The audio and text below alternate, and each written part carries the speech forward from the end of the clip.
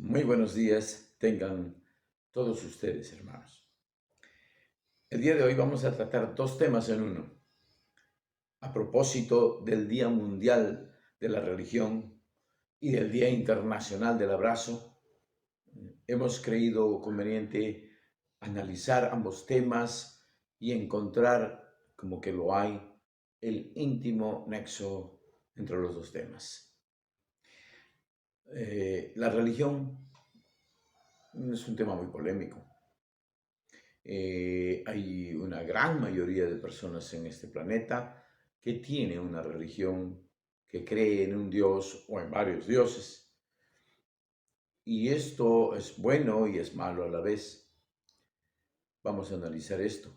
Vamos a ver cómo es que tiene de bueno, porque la religión cambia a muchas personas, pero igualmente la religión muchas veces es un motivo de crímenes, asesinatos, qué sé yo, inclusive campañas militarizadas, en fin. Así que la religión, vamos a ver ahora qué nos dicen las Sagradas Escrituras. Igualmente el tema del abrazo. El abrazo, sabemos nosotros científicamente que tiene muchos beneficios para nuestro cuerpo. Estimula el sistema cardiovascular, permite que se segreguen sustancias que nos dan una sensación de bienestar, de alegría, de felicidad. Y también mentalmente nos ayuda el abrazo a fortalecernos, a salir de una tristeza, en fin, también nos estimula para seguir adelante, una actitud positiva. Un abrazo pues tiene beneficios inclusive espirituales. Cuando una persona está desmoralizada y piensa que ya no tiene salvación, un abrazo fraternal, amoroso, de una persona creyente que lo estimula a acercarse a Dios, puede significar el cambio de rumbo de esa vida. Veamos entonces qué nos dicen las Sagradas Escrituras también sobre este segundo tema. Empecemos por el primero, el tema de la religión. Jonás, capítulo 3, versículo 5. Y los habitantes de Nínive creyeron en Dios y proclamaron ayuno, y se vistieron de cilicio, desde el mayor hasta el menor de ellos. Jonás había sido enviado por Dios a Nínive. Recuerden ustedes que él se negó, al final una ballena se lo traga y pues lo devuelve a la playa, pero en Nínive, a la ciudad que Dios le había encargado que vaya. Así que él, después de esos 3 días dentro de la ballena, resucita, podríamos decir así, y aparece en esta isla, en este pueblo, y no le queda otra más que predicar la palabra del Señor, cumplir el encargo de Él. Y luego de su mensaje se da lo que acabamos de escuchar. El pueblo se arrepiente de todos sus actos, se da cuenta que está yendo hacia su propia destrucción, de tal manera que cambian su actitud, proclaman ayuno, se visten de sílice. El sílice era una especie de ropa hecha de cabra negra, una ropa muy áspera, incómoda de llevarse, de tal manera que esto es como una especie de autocastigo que se imponen por las faltas cometidas y como una penitencia para pedir el perdón de Dios y poder vivir en gracia de Él, ¿no? Es muy simbólico esto porque vemos pues que las creencias religiosas pues efectivamente pueden hacer cambiar a las personas. En este caso hicieron cambiar a todo un pueblo, el pueblo de Nínive. Isaías capítulo 44, versículo 17. Y del resto hace un Dios, su ídolo. Se postra delante de él, lo adora y le ruega, diciendo, líbrame, pues mi Dios eres tú. Lo que Isaías acá nos está diciendo es que muchas veces el hombre se ha creado dioses. En general, los ateos sostienen esto. Dicen que los humanos se han creado a sus dioses porque hay cosas que ellos no pueden hacer o no pueden entender y entonces se inventan un dios pues para que él resuelva esos temas, ¿no? Eh, no deja de tener cierta validez esta aseveración, porque efectivamente Isaías acá lo está confirmando. Hay mucha gente que se crea dioses y le ruega a ese Dios que lo salve, que lo ayude, lo cual no significa, no niega, no descarta que exista un Dios. ¿No es cierto? Está bien, que existan humanos que se han inventado un Dios, sí. Isaías lo está diciendo hace miles de años. Pero eso no descalifica la existencia de un Dios, ¿o sí? Hermanos científicos, hermanos ateos, díganme, ¿esto es una demostración de que Dios no existe? Simplemente demuestra que muchos humanos han creado su Dios. Eso es todo. Y por lo tanto han inventado su propia religión. Lucas capítulo 11, versículo 12. Mas ay de vosotros, fariseos, porque pagáis el diezmo de la menta y la ruda y toda clase de hortaliza. Y sin embargo, pasáis por alto la justicia y el amor. Y el amor de Dios. Pero esto es lo que debíais haber practicado, sin descuidar lo otro. Pues acá Jesús nos está diciendo que efectivamente, no solamente en la fe cristiana, sino en general en todas las iglesias, en todas las religiones del mundo, se pone demasiado énfasis en la normatividad de esa religión, en las reglas que pone esa religión. En este caso Jesús habla del diezmo, pero no solo el diezmo, es todas las reglas que te pone tu religión. Te dice no tomes licor, te dice no comas carne de chancho, es inmundo.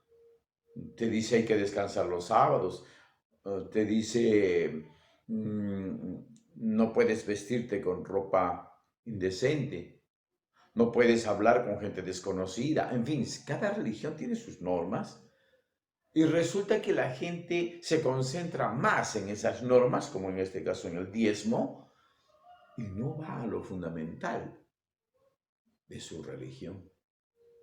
En este caso, de la fe cristiana. Lo fundamental de Cristo es lo que Él mismo nos dice. Esto es lo que debes practicar. La justicia y el amor de Dios.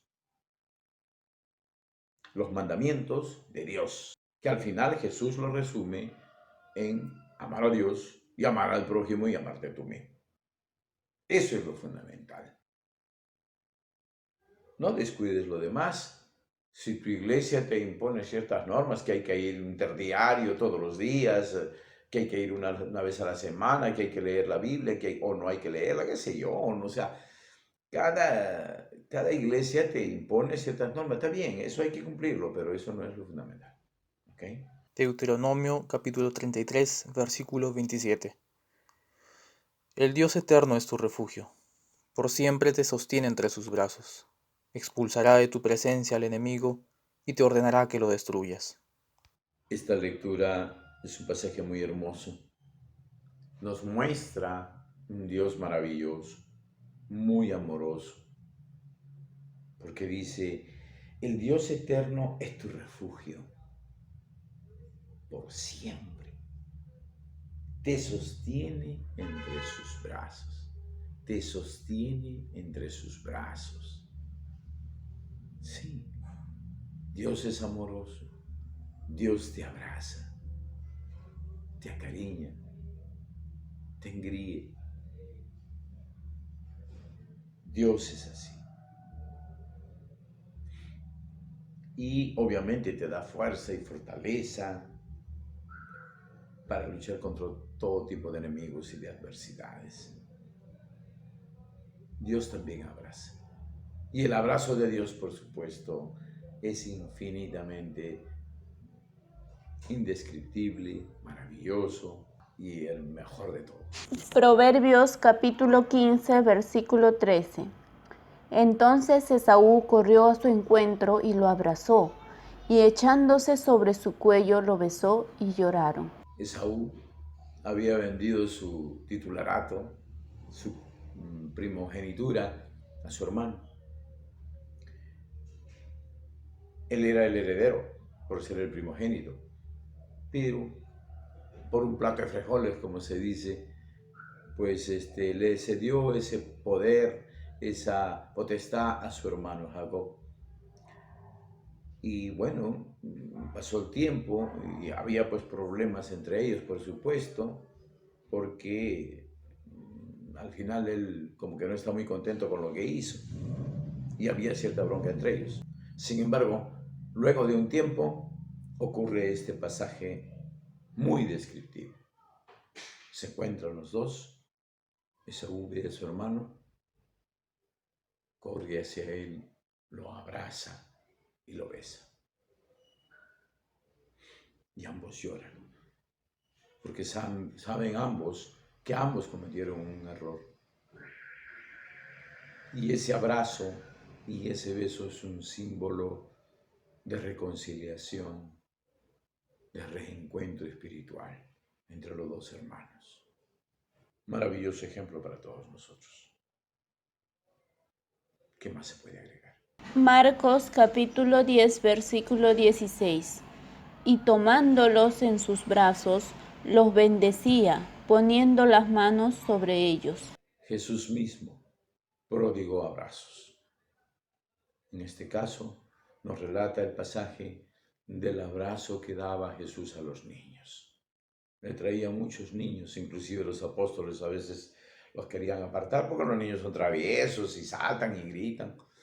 Pero Jesús decía, no, deja que vengan a mí. Y los abrazaba, les ponía sus manos, los bendecía. Ese es Jesús, ese es Dios, siempre amoroso, coherente con la actitud del Padre. Lo que teóricamente se decía en la lectura anterior, que nosotros podíamos imaginar un Dios espiritual dando un abrazo espiritual, casi esotérico. Pues acá es concreto. Jesús vino a la tierra a demostrar justamente cómo tenía que entenderse el amor de Dios y la ley de Dios. Y Él con su propia vida, con sus propios actos, nos demostró esa teoría, ¿correcto? La teoría puesta en práctica.